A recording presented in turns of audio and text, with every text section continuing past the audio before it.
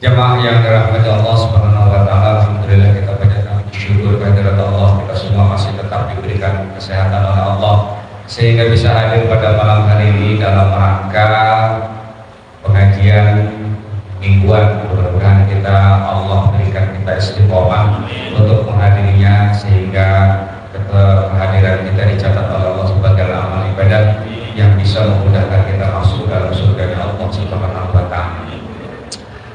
Yang saya hormati guru kita Mukarram Ustaz Nasir, guru kita Mukarram Ustaz Solih, dan juga Mukarram Ustaz Fauzi, Bapak RT, dan seluruh jamaah yang dirahmati Allah Subhanahu wa taala. Bismillahirrahmanirrahim.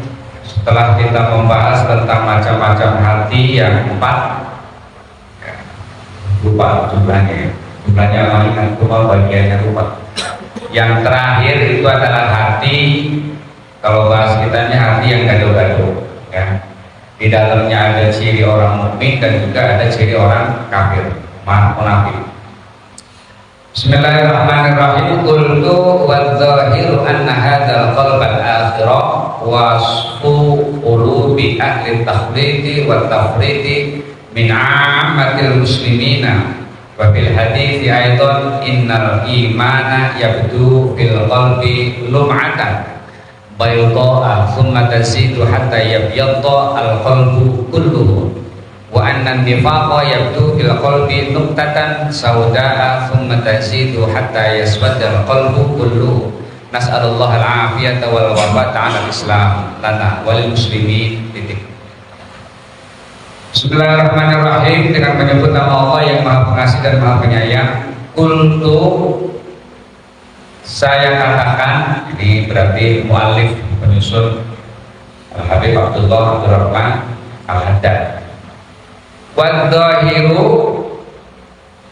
keterangan yang jelas, anna hadzal qalbal akhirah, sesungguhnya hati yang terakhir, yaitu hati yang di dalamnya itu ada unsur iman, ada unsur munafik.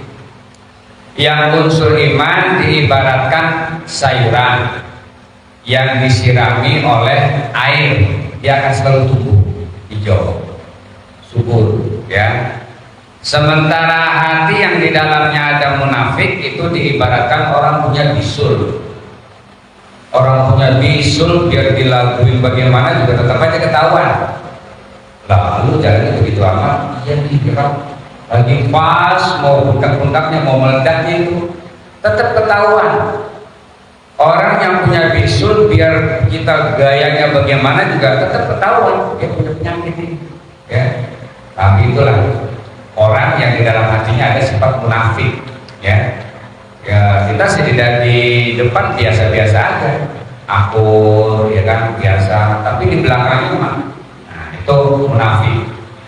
Jadi ketika itu meledak, ya pecah, maka disitulah ketahuan semua bahwa oh ternyata, nah itu ya ternyata, nah itu baru ketahuan. Jadi ibaratnya itu. Nah, bagian hati yang keempat ini adalah wasfu qulubi ahli takhlidi wa tafridi min 'amatil muslimin, yaitu hati, ya, sifat hati orang-orang yang di dalamnya adalah mencampur adukan wa tafridi, dan juga orang yang memang melampaui batas min 'amatil muslimin, dari umumnya umat Islam. Jadi mungkin kita masuk hati yang keempat ini. Umumnya umat Islam, kita mendapatkan bagian hati yang keempat itu. Di dalamnya ada unsur iman dan di dalamnya ada unsur munafik. Kalau yang pertama jelas ya, orang mukmin, orang kafir. Baru ini yang keempat ini di dalam ada unsur iman dan unsur munafik. Oke? Nah, jadi umumnya umat Islam itu di dalam hatinya. Makanya pernah saya jelaskan bahwa di samping memang kolbun yang hati kita ini sering berubah, ya, sering berganti, sekarang senang besok udah, ya. Sekarang misalnya ini dalam keadaan mau menolong, besok belum tentu. Sekarang dalam keadaan iman, besok belum tentu. selalu berubah. Nah, disitulah yang berperan yang kita sebut dengan akal atau fuad. Itulah yang menetralisir, yang bisa menentukan arah kita baik apa enggak. Itu akal yang dipakai. Orang kalau sudah tidak memakai akal, maka dikalahkan terus. Ya, tapi kalau yang kita pakai akal, ya apapun itu, ya Allah kita ini umur udah tua, ya tinggal nungguin daftar aja itu, ya kan? Berapa tahun lagi? Kemarin teman kita masih sehat, guru olahraga, gak ada keluar penyakit, tiba-tiba jatuh, mati. Tuh, ya kalau pakai akal nih, ya, hidup sekali, ya. Dan kematian itu tidak ada kecuali Allah. Baltatan, tiba-tiba kita pakai. Mau ngapain lagi kita? Kita ngandalin masuk surga buat sholat jauh. Mau ngandalin masuk surga karena puasa belum tentu. Ya, mau ngandalin masuk surga untuk infak dan sedekah kita belum seberapa. Berapa rupiah yang sudah kita keluarkan? Setidaknya hadir dalam majelis melangkahkan kakinya, itulah yang akan dicatat oleh Allah itu aja. Ya. Kalau pakai baru kita laksanakan perintah Allah. Tuh. Jadi makanya inna fi khalqis samawati wal ardi wa ikhtilafil laili wan nahari la ayatil liulil albab. Bukti untuk orang-orang yang berakal. Siapakah ulil albab itu?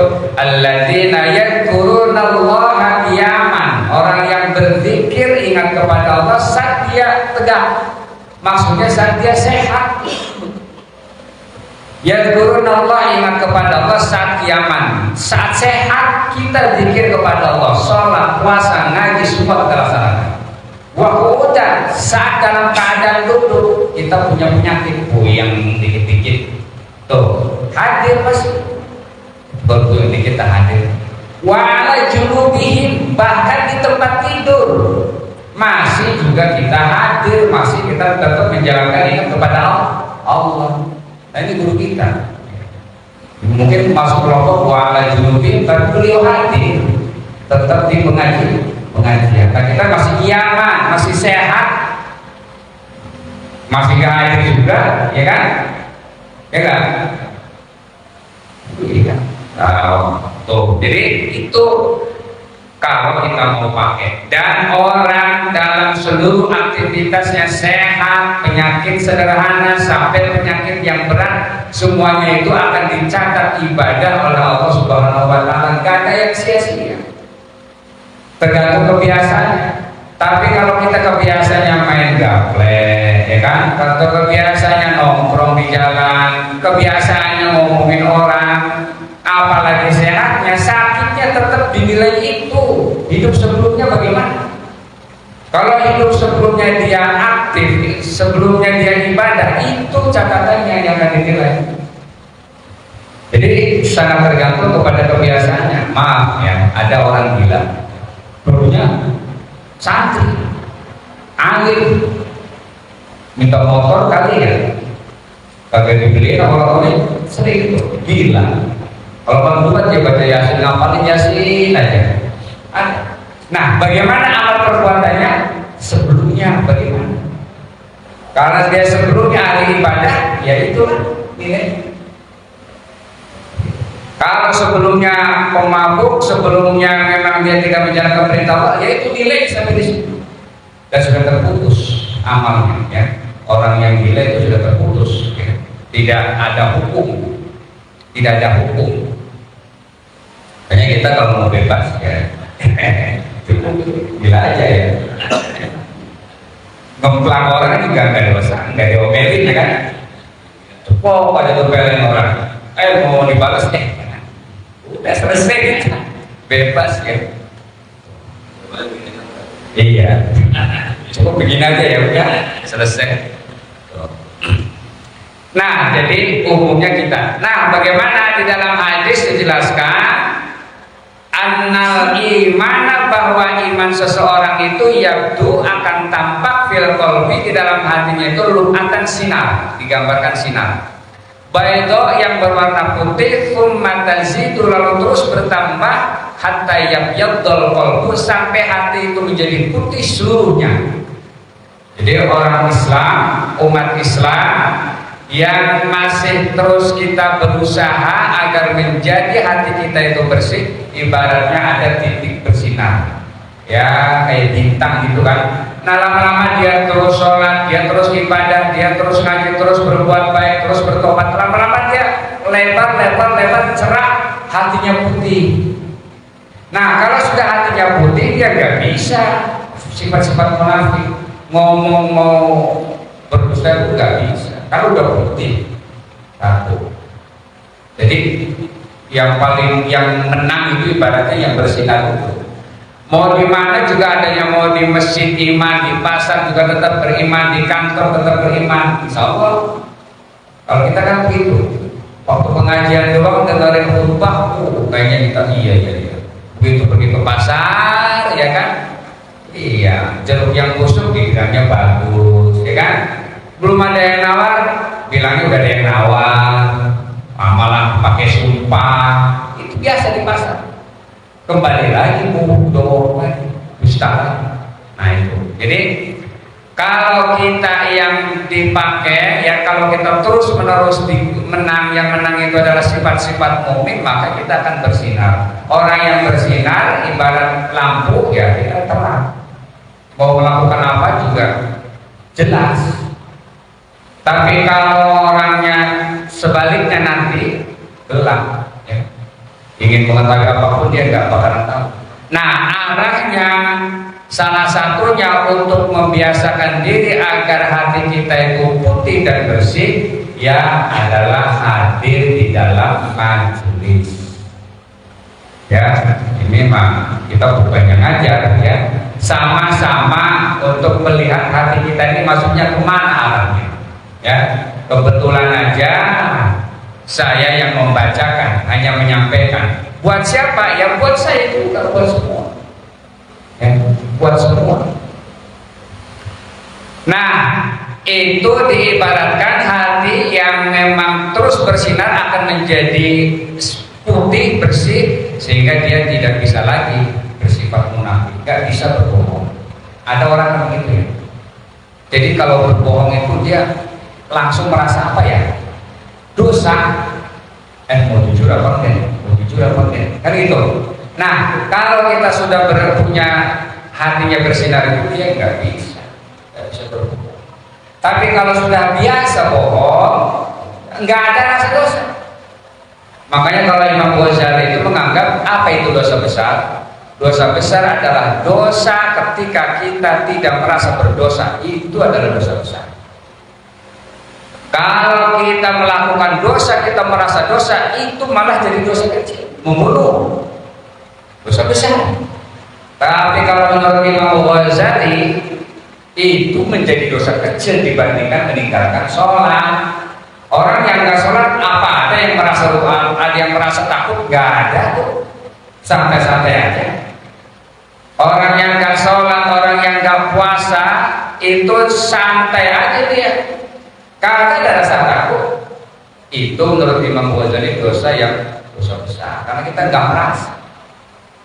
Tapi kalau kita merasa, wah kayak membunuh itu kan ya, belum polisi, belum peradilan, belum nanti masuk penjara, maka malah di hadapan Allah jadi statusnya kecil, karena kita merasa.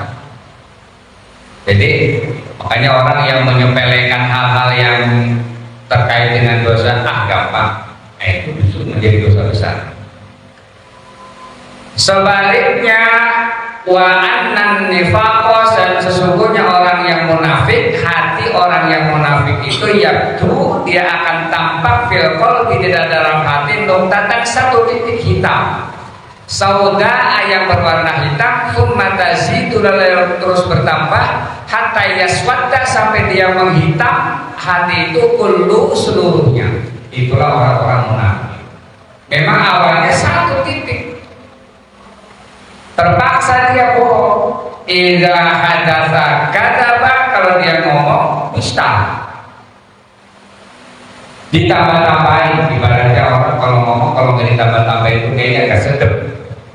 Ya, ada tuh ceritanya sama tukang beca itu ya cuma nabrak doang dikit. Begitu cerita orang, tukang beca tabrak ya Allah, sampai kepalanya bisa sama kaki, ya bisa. Tambah-tambahin aja ya, macam-macam. Nah itu juga termasuk nambah-nambahin itu termasuk bagian daripada ceritanya ditambah-tambahin supaya enak. Kalau kepalanya nempel sama kaki. Nah itu jadi baru nanti setelah hati itu dan kedua wa idza wa'ada akhlafa, jika janji maka dia ingkar. Pinter banget dia kalau bikin janji ya tapi besoknya dia ya. Nah itu ciri-ciri munafik. Kalau ngomong banyak bumbunya ya dusta. Kalau dia itu berjanji ingkar, kalau dikasih amanat maka dia khianat. Hati-hati ya. Makanya orang nih kalau punya yayasan apalagi atas nama anak-anak yatim ya, itu harus betul-betul manajemennya ya. Punya yayasan ada duit pribadi ada duit yatim, kepakai dikit buat anak yatim beda. Ya Allah, makan anak yatim sama aja dengan makan bara api neraka. Makanya kalau nggak bisa, kalau kita mampu mengelolanya luar biasa, kata Nabi, ana wa kafilul yatimi kahataini fil jannah. Saya bersama orang-orang yang menyantuni anak-anak yatim seperti ini berdekatannya di dalam surga. Berendeng kita.